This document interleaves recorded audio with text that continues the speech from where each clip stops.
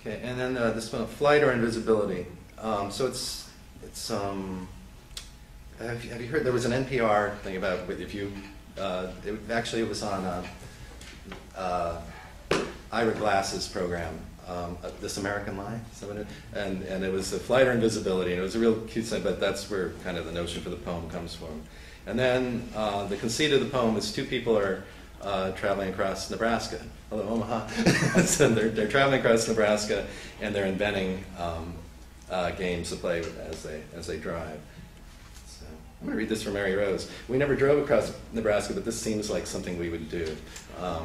For 25 years, we've been leaving messages to get. We don't say, "Hi, this is Mary Rose, this is Gary." We leave a bird call. It's the same bird, so this seems like a goofy thing. Flight or invisibility. Oh, it mentions now. I keep on changing the people in the poem. This poem has never been published. I haven't sent it out. I only wrote it several months ago. But since I wrote it, people in the poem have died. They play a game called Dead, Not Dead, whether the person they mention is alive or dead. And some of the people... Anyway, I better publish this poem fast before everybody dies. Anyway. Flight or invisibility. Driving Nebraska under a sweep of broom-tailed clouds, they played a game to pass the time. Dead, not dead. She said Rosa Parks, dead. And he said Walter Cronkite, not dead. Not yet anyway, she said. Mickey Mantle, dead. J.D. Salinger, she said, And then he said, what about the things that make you go, Does a mime who gets arrested have the right to remain silent? Have there been more days in your life when you were in love or more days not in love? Which do you prefer, wind in the pines or the applause of rain?